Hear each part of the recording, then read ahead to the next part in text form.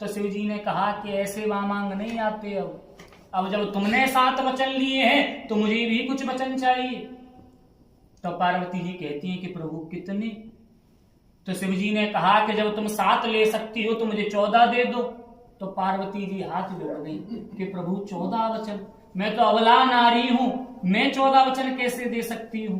अब अबला नारी का मतलब क्या होता है मालूम है किसी को? बेचारी।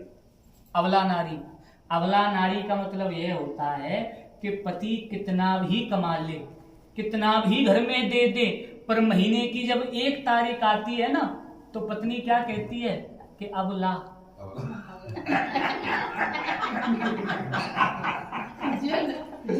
नाम हो गया अबला। 1 तारीख हो गई अबला। वो तो पहले भी कहती थी अबला, आजकल भी कहती है सबला। तो जितना भी है सबला। ये तो मजाक की बात रही। अबला का मतलब होता है असहाय। तो प्रभु मैं अबला नारी हूं, मैं आपको 14 वचन नहीं दे सकती। तो शिव जी ने कहा 7 के दूने नहीं तो 7 के आधे दे दो। तो 3.5 वचन, वही 4 वचन पे गाड़ी ठहरी है। अब भैया आपसे वचन मांग रहे हैं, ठीक है? क्या मांगा कि उद्याने मध्यपानी च पिता गृह गमनेन च आज्ञा भंगो न कर्तव्यम वैवाक्यम चतुष्टकम। इसी श्लोक में भगवान शंकर ने पार्वती जी से सारे वचन मांग लिए। क्या कहा? उद्यान, उद्यान कहते हैं जंगल को, आधी रात्रि को, दोपहर को उद्यान कहा जाता है। आप इन जगह कभी अकेली ना निकलें। कहने का मतलब यह है कि आज के बाद आप घर से बाहर अकेली नहीं जाएंगी, चाहे कुछ भी हो जाए।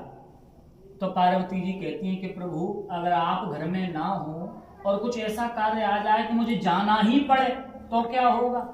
तो शिव जी ने कहा कि अगर कोई ऐसा काम आ जाए तो आप किसी को अपने साथ में लेकर के जाएंगी, अकेली नहीं जाएंगी। यह पहला वचन है, ठीक है? ये पहला वचन मांगा कि आप घर से अकेली नहीं जाएंगी, आप किसी को अपने साथ में लेकर के जाएंगी, ठीक है? दूसरे में कहा उद्याने मद्यपाने च।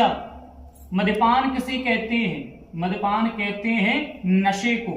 अगर किसी व्यक्ति ने नशा कर रखा हो, शराब इत्यादि पी रखी हो, तो आप उसके सामने तक नहीं आएंगी, चाहे वो आपका कितना भी घनिष्ठ क्यों ना हो, आपका घर का क्यों ना हो। अगर वह व्यक्ति मद्यपान कर रखा है उस व्यक्ति ने, तो उस व्यक्ति के सामने तक आप नहीं भटकेंगी। यह मेरा दूसरा वचन है, ठीक है? उद्याने मद्यपाने चा पिता गृह गमनेन चा, कि जो है तीसरे में कहा कि पिता गृह गमनेन च।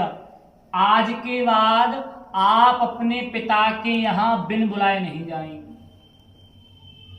आज से जो मेरा घर है वही आपका घर है, जो मेरा कुल है वही आपका कुल है, जो मेरा गोत्र है वही आपका गोत्र है, जो आपके पिता का घर है वो पिता का घर था, आज से यही आपका घर है। तो आज के बाद आप अपने पिता के यहाँ भी बिन बुलाए नहीं जाएंगी। अगर उनके यहाँ कोई प्रोग्राम हो रहा हो और आपका बुलावा ना आया हो तो आप ये नहीं कि मेरा घर है मैं चली जाऊं, क्या जाता है, ऐसा नहीं। जब तक बुलावा ना आए तब तक आप नहीं जाओ, ठीक है? तो पार्वती जी ने कहा